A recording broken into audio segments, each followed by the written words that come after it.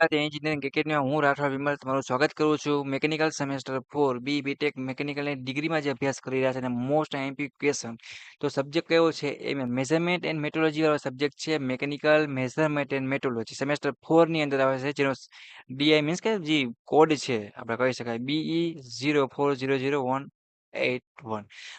Most IMP question છે મિત્રો, special તમારા માટે તૈયાર કર્યા છે આપણી એકેડમી યુટ્યુબ ચેનલ દ્વારા. મોસ્ટ અને સાવ ફ્રી ઓફ કોસ્ટ છે. મોસ્ટ ઇમ્પોર્ટન્ટ કેટલા માર્ક્સમાં પૂછાના છે બધું જ તમને અહીંયા લખેલું છે. કેટલા માર્ક્સમાં કયો ક્વેશ્ચન પૂછાય છે એ બધું તમને વિડીયોમાં જણાવવાનું છું. જે મિત્રોને મસ્ત બેકલો કેટી વગર પાસ થવું હોય અને સારા માર્ક્સ સ્કોર કરવા હોય મેકેનિકલની અંદર, એક તો તમે ગુજરાતી મીડિયમના મોસ્ટ ઓફ 80% છોકરા હશે જ, એ ડિગ્રીમાં ગયા હશે એટલે બેકલો કેટી થર્ડ સેમમાં હશે જ, કોકો જેવો હશે કોઈ નહીં હોય. તો આમાં તમારે બેકલો કેટી ના લાવી હોય, સારી પ્રેક્ટિસ કરવી હોય, કઈ માર્ક્સ સ્કોર કરવા, કઈ રીતે માર્ક્સ વધારવા, બરાબર છે, અને બેકલો કેટીથી કઈ રીતે બચવું, સંપૂર્ણ માહિતી તમને વિડીયોમાં મળી રહેવાની છે. ઓકે મિત્રો, તો ગભરાવાની કોઈને કશું જ જરૂર નથી. આપણે સબ્જેક્ટ તમને કીધો મેકેનિકલ મેઝરમેન્ટ એન્ડ મેટ્રોલોજી. આ સબ્જેક્ટ ડિપ્લોમામાં બધા જે મિત્રો હશે એ બધા ભણી ગયા હશે. એના સિવાયની જો વાત કરીએ, કદાચ તો અમુક મિત્રો છે ડિગ્રીવાળા, એ મિત્રોને થોડુંક સ્ટડી પહેલાંથી કરવું પડે. બાકી ડિપ્લોમાવાળાને મોસ્ટ ઓફ શું હોય તો કે એને ખબર હોય ડિપ્લોમા સબ્જેક્ટ બધા આ આવતા જ મિત્રો, તમારા માટે કઈ વસ્તુ નવી નથી. તો આપણે ચેપ્ટર વાઇઝ મોસ્ટ આઈએમપી પ્રશ્ન બનાવ્યા છે. પહેલું ચેપ્ટર કયું છે મિત્રો? બરાબર છે, એ વાત કરીએ. ઇન્ટ્રોડક્શન ટુ મેટ્રોલોજી છે, સ્ટાન્ડર્ડ એન્ડ એરર, બરાબર છે, એના વિશે છે. તો એમાં તમારે 3 માર્ક્સમાં કયો પૂછાય, 4 માર્ક્સમાં શું પૂછાય, બધું જો આપણે સ્પેશિયલ એને મિત્રો સાઈડમાં લખ્યું છે. અને અમુક સબ્જેક્ટ છે મિત્રો એ આપણે પેમાં આપવાનું છે, એ પછી સાવ નોમિનલ ચાર્જ લાગશે. બટ અત્યારે ઘણા બધા સબ્જેક્ટ એવા છે મોસ્ટ ઓફ કે ફ્રીમાં જ દેશું. એકાદ બે સબ્જેક્ટ છે એને આપણે લેશી, કેમ કે આપણે યુટ્યુબનો ખર્ચો મેન્ટેન થઈ જાય અને તમારા માટે આવું જવું મટીરિયલ છે બનાવો તો ક્યારેક આપણે કંઈક થોડુંક બીજાને બારે ડિજિટલ છે તો થોડું ઘણું આપણે અપડેટ છે અને યુટ્યુબનો મેન્ટેન માટે જે ખર્ચો આવતો હોય આપણે સહેલાઈથી પૂરો પાડી શકીએ, એના માટે આપણે બનાવવા લેતા હોઈએ છીએ. બાકી અત્યારે તો બધું ફ્રીમાં જ છે. ઓકે, તો પહેલાં તમારે ડિફાઇન ટર્મ કીધી છે. શું તો કે ટર્મ છે મીન્સ કે ડિફાઇન તમારી વ્યાખ્યા છે ને એ કહેવાની છે તને તનની, બરાબર છે. અને વ્યાખ્યા એટલે એવી મસ્ત પાકી કરવાની કે આપણે વ્યવસ્થિત એટલીસ્ટ લખી શકીએ. હવે છે એમાં સૂત્ર આવતું હોય, કોઈ નાની મોટી ફિગર આવતી તો મસ્ત દોરી નાખવાની. અને બે ટિપ્સ પણ કહેવાનો છે હું. કયો કે ટિપ્સ કયો કે ટૂલ કયો, ટેકનિક કયો કે બ્રહ્માસ્ત્ર કયો, ગમે એ કયો, લાસ્ટમાં મજા આવશે, બરાબર છે. ચાલો, પછી એક્યુરેસીની જે આ પ્રિસિઝન જે કહી શકાય, આ મોસ્ટ ઓફ હું જ્યારે સ્ટડી કરતો મેં ત્યારે આની વ્યાખ્યા ઘણીમાં પૂછાયેલી છે ને તફાવત હોય જ છે, બરાબર છે. પછી રેન્ડમ એરર છે અને શું છે આ, બરાબર છે. આ મોસ્ટ ઓફ એરર વાળો જે તફાવત છે ને એ ઘણીવાર શોર્ટ નોટમાં અથવા શું થાય તો કે પૂછાય છે, તો ખાસ પાકો કરી નાખવાનો છે. પછી બ્લોક ડાયાગ્રામ કીધું છે, જનરલાઇઝ મેઝરમેન્ટ સિસ્ટમ એટલે કે શોર્ટમાં શું કહેવાય જીએમએસ, અને એક્સપ્લેન ધ વેરિયાઉસ એલિમેન્ટ ઓફ આ ડિટેલ વિશે, બરાબર છે. કે આ પ્રશ્ન છે એ તમને શું કહેવા માંગે છે, જો કે જીએમએસી છે, બરાબર છે, એ તમારે આખે આખું સમજાવવાનું છે વિથ ડાયાગ્રામ સાથે, અને એક્સપ્લેન કરવાનું છે વેરિયાઉસ અને એલિમેન્ટ આવતા હોય ને એ.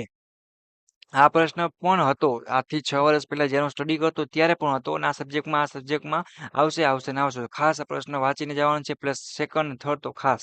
ચાલો, વ્યાખ્યા ભૂલાઈ જાય તો આપણે સ્કીપ કરીએ, તો પણ આ પ્રશ્ન ખાસ મોટો પ્રશ્ન 7 માર્ક્સમાં આવશે. શોર્ટમાં પૂછાય તો પણ તમારે રેડી રહેવાનું છે. પછી ડિફાઇન કરવાનું છે metrology and list the objective of metrology, એટલે મેટોલોજીની વ્યાખ્યા આપવાની છે અને એના ઉદ્દેશ્યો એટલે કે ઓબ્જેક્ટિવ તમારે લખવાના છે. પછી line standard and and standard એનો તફાવત છે, આ પણ ટોપિક ખાસ જોઈ લેવાનો છે.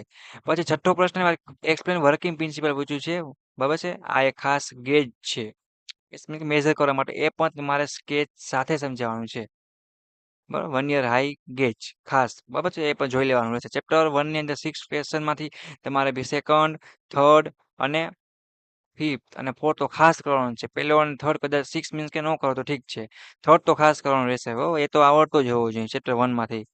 હવે લાઈન અને એંગ્યુલર, લાઇનર અને એંગ્યુલર જે મેઝરમેન્ટ છે એના વિશે વાત કરશી. તેમાં જો મોસ્ટ ઓફ શું આવે તો કે સાઇન બાર છે. આ પહેલો પ્રશ્ન છે, સાઇન બાર શું છે, હવે કઈ રીતે મેઝર કરવું, ફિગર શું છે, એ ખાસ તમારે કરી નાખવાનું છે. હા, રેડી, એ વાત કરી. પછી શું કીધું કે સાઇન બારના સ્કેચ તમને આવડતું હોય, મેં તમે કીધું એ પ્રમાણે, બરાબર છે. એટલે કે આકૃતિ ડાયાગ્રામ એ. પછી એમાં તમારા ફાયદા અને લિમિટેશન શું હોય એ પણ તમારે એટલીસ્ટ આવડતી હોવી જોઈએ. તો 7 માર્ક્સનો ક્વેશ્ચન પૂછે તો એટલીસ્ટ તમે આરામથી લખી શકો. અબાઉટ શું છે કે manufacturing process of slip gauge, જેમ સાઇન બાર વગેરે સ્લિપ ગેજ છે એ પણ તમને એટલીસ્ટ ખબર હોવી જોઈએ. પછી આ પણ ઘણીવાર જીટીમાં પૂછાય છે, ઓટો કોલોરીમીટર છે એપ્લિકેશન સાથે, તો તમે ફિગર સાથે ખાસ દોરી નાખવાનું, ભલે ના કીધું હોય બટ આવા ક્વેશ્ચન હોય તો ફિગર ખાસ દર્શાવી દેવાની, તો માર્ક્સમાં ઘણો ગ્રોથ હશે. બરાબર છે. ચાલો હવે ચેપ્ટર 3 માં જઈએ. System of limit, fit, tolerance and gauges. Means કે આ બધું શું છે? તો કે એમાં ખાસ તમે ટોલરન્સ, ફીટ અને શીપ મીન્સ કે શીપ બેઝિક સિસ્ટમ છે. જો હવે મારા જો ગુજરાતી હશે ને પેલા શિફ્ટ વાત છે પણ ખરેખર શિફ્ટ નહીં શું છે તો કે સાપ મીન્સ કે સાપ છે રેડી જે આપણે આવતું હોય એ મશીન ની અંદર બધા એ પણ ભલે આપણે એમ હોય કે ઈ શીપ વાંચતા હોય કે એને આપણે સસલું વાંચતા હોય ગમે વાંચતા હોય પણ આપણે જ્યારે મગજમાં લાઈટ થઈ જવી જોઈએ કે સાપ બેઝિક સિસ્ટમ છે તો એના ડાયાગ્રામ આપણે આવડતા હોવા જોઈએ ફીટ છે તો આપણે પછી આને ગમે વાંચતા હોય બરાબર છે ટોલરન્સ છે બરાબર છે તો આપણે ભલે ને પછી એને ટેલર વાંચી ફીટ છે તો આપણે એને ગમે ઈ વાંચતા હોય પણ એટલે આપણે ખબર હોવી જોઈએ કે આપણે મગજમાં લાઈટ હોવી જોઈએ સર કે આ પ્રશ્ન તો આપણે જવાબ આવડે જ છે ભલે બોલતા અમુક ઇંગ્લિશ વાંચતા નહીં આવડતું હોય કદાચ એવું બનતું હોય થોડું ઓછું આવડતું હોય ઓછું ફાવતું હોય બંને શરૂઆતમાં આપણે ગુજરાતી મીડિયમમાં ગુજરાતમાં સ્ટડી કરીએ તો આપણે કઈ ઇંગ્લિશમાં ભણ્યા નથી એને ભણેલા હશે એને ટોપ આવડતું હશે કેમ કે લેંગ્વેજ જ છે તો આવડતું જ જોઈએ બાળપણથી ઇંગ્લિશ મીડિયમમાં હોય તો પણ તમને આ 3 વર્ડ આવે એટલે ખબર ઇંગ્લિશમાં ડિગ્રી પાસ થવાની એક જ વસ્તુ ભલે પ્રશ્ન આપણે બોલતા ન આવડે પણ જવાબ આપણે આવડતો હોવો જોઈએ જ્યારે પ્રશ્ન સામે આવે ને ત્યારે બરાબર છે ખાસ બરાબર છે તો તમારે એ જ જોવાનું આ પણ ઘણીવાર વ્યાખ્યાન પૂછાય છે અને સ્પેશિયલ એક્સપ્લેન પણ કરવાના કહે છે પછી એક આ ટોલરન્સ વાળી સિસ્ટમ છે ને મિત્રો આ સેકન્ડ ક્વેશ્ચન તો ખાસ તમારે કરીને જવાનું જ છે બરાબર છે અને હોલ બેઝ અને શાર્પ બેઝ સિસ્ટમ જો અહીંયા શાર્પ કીધું આ આપણે શાર્પ આ શાર્પ બેઝ સિસ્ટમ બરાબર છે મિત્રો અને બીજી કઈ તો કે આ હોલ આ બે મિક્સમાં પૂછાય છે અત્યારે ભલે આપણે અલગ આપી છે આ પ્રશ્ન તો જીટીયુમાં હોય ને હોય જ છે ખાસ ટોલરન્સ ફીટ શાર્પ બે સિસ્ટમ અને હોલ બે સિસ્ટમ બરાબર આખું સમજાવો મસ્ત માર્ક્સ રોકડા મળે છે પછી અહીંયા શું કીધું છે ડિફાઇન ફીટ કે ફીટ એટલે શું જો મેં તમને કીધું ને આ પ્રશ્ન પર જીટીયુમાં મોસ્ટ ઓફ આગળ આવું ના પૂછવું હોય ને હોલ શાર્પ તો આ મોસ્ટ ઓફ પૂછાશે જ. હું લખી દઉં 7 માર્ક્સમાં કે ફીટની વ્યાખ્યા આપો અને describe various type of fit with next એટલે મીન્સ કે સ્કેચ સાથે તમારે ફીટ ઘણા બધા છે એ સમજાવવાના છે અને ફીટ શું છે વ્યાખ્યા એ પણ તમારે સમજાવવાની છે પછી આ રિંગ ગેજ છે વગેરે એ પણ તમારે એટલે જોઈ જવાનું છે radius gauge only justify the statement છે એ પણ એક ખાસ તમારે પાકું કરવાનું રહેશે પછી ચેપ્ટર નંબર 4 ની જો વાત કરીએ મિત્રો એની અંદર પણ તમને કેટલા તો કે 3 પ્રશ્ન આપ્યા છે તો એ પણ તમારે ખાસ છે પાકા કરવાના છે પેલો છે એક્સપ્લેન વિથ ડાયાગ્રામ સાથે working principal and application of the જે ખાસ છે જ્યારે વર્કિંગ પ્રિન્સિપલ સાથે કોઈ પણ ક્વેશ્ચન પૂછાય ત્યારે તમને ફિગર આવડતી હોવી જોઈએ બરાબર છે એનું વર્કિંગ આવડતું હોવું જોઈએ ખરેખર કઈ રીતે કામ કરે છે એમાં કેટલા કમ્પોનન્ટ મીન્સ કે એટલા એલિમેન્ટ છે બરાબર પછી એ પણ ખબર હોવી જોઈએ ક્યાં ઉપયોગ થાય છે ફાયદા શું છે કે એટલી બબે ત્રણ ત્રણ તો આવડતા જ હોવા જોઈએ ડાયલ ઇન્ડિકેટર છે એ પણ ખાસ એક મોસ્ટ આઈએમપી છે તો કરી જવાના છે બરાબર છે તો ગુડ આ જો આ જે પ્રશ્ન છે ને કેનો છે તમને ખબર પડી આ ક્વેશ્ચન કયો છે તો કે આપણે જે પહેલો કર્યો ને એ જ પ્રશ્ન છે એમાં શું કે તમારે કેરેક્ટરિસ્ટિક છે લાક્ષણિકતાઓ ડિસ્ક્રાઇબ કરવાની રહેશે જો નામ કેવા છે જોન સોન બરાબર આમ આપણે એમ થાય સલમાન ખાનનું નામ હોત કેમ યાદ રહી જાય આ યાદ ન રહી તો એવી રીતના ખાસ જોવાનું એટલીસ્ટ ઇંગ્લિશમાં છે તો હું પણ સ્ટડી કરતો ત્યારે ગુજરાતી મીડિયમમાં હતો તો હું પણ એટલે જીટીયુમાં આવી રીતે મોસ્ટ ઓફ ઘણી બધી વાર મિત્રો તકલીફમાં ને બધું થયું હવે મને આદત પડી ગઈ બધું સમજાઈ ગયું કે આપણે ભલે કદાચ પાવરફુલ ઇંગ્લિશ ન આવડતું હોય પણ આપણે જવાબ તો આવડતો જ હોવો જોઈએ હવે સાઇન બાર હોય તો કોઈને સાઇન બાર લખતા ન આવડતું માનો કદાચ કોઈ પણ વ્યક્તિને પણ સાઇન બારનું નોલેજ એની પાસે હોય તો એટલે એ બોલી ના શકે પણ લખી તો શકે જ અથવા ફિગર આપીને એટલીસ્ટ પાસ તો થઈ જ શકે સ્ક્રૂ થ્રેડની વાત કરી છે અને ગિયર છે મેઝરમેન્ટ ચેપ્ટરમાં 5 માં એમાં કયા કયા પ્રશ્ન તમને ખાસ આવડતા હોવો જોઈએ એક્સપ્લેન 3 વાયર મીન્સ કે મેથડ છે વિયર મેથડ બરાબર છે જો મિસ્ટેક નાની મોટી ઘટના થતી હોય પછી ટેન્શન નહીં લેવાનું બરાબર છે આપણે ગુજરાતી મીડિયમમાં જે અનુકૂળ નીકળે ને પહેલા વર્ડ એ જ બોલવાનો આપણે પણ આપણે ખબર હોવી જોઈએ મિત્રો મેઝરમેન્ટ ઇફેક્ટિવ બરાબર છે diameter of a thread with sketch સાથે થ્રેડ એટલે શું થાય એ તો તમને ખબર હોવી જોઈએ પછી પછી એક આ છે ગિયર ટેસ્ટર વિથ સ્કેચ સાથે આ પ્રશ્ન છે ને મિત્રો એ પણ ઘણીવાર પૂછાય તો આખો સાથે આ પણ ખાસ તમારે છે ને એ ડ્રો કરતા તમને આવડતો હોવો જોઈએ બરાબર છે એ પણ કરી નાખવાનું રહેશે પછી ગિયર ટૂથ મેઝરમેન્ટ આ પણ ઘણી વાર પૂછાય છે આ કોન્સેપ્ટ પણ ખાસ આવડતો હોવો જોઈએ થિકનેસ છે measurement by gear tooth vernier caliper explain કરવાનું છે તો કે શું કે explain the gear tooth thickness measurement by good means કે ગિયર ટૂથ વર્નિયર બરાબર કેલિપર વિશે પૂછ્યું છે પછી તમારે બે સાઇઝ બરાબર એના વચ્ચે ટુ મેથડ છે તમારે ખાસ એક દર્શાવવાની છે પહેલો અને પાંચમો ક્વેશ્ચન બે તમારથી તમને એક ટોપિક છે એ આવડી જાય તો આ બે પ્રશ્ન તમારે એક ભેગા થઈ જાય 7 માર્ક્સના બરાબર છે પછી ફોર્સ ટોર્ક પ્રેશર બરાબર છે એના વિશે ટેમ્પરેચર અને સ્ટ્રેન્થ આના પર તમને જોવા જાય તો 6 પ્રશ્ન બીજા નીકળે છે.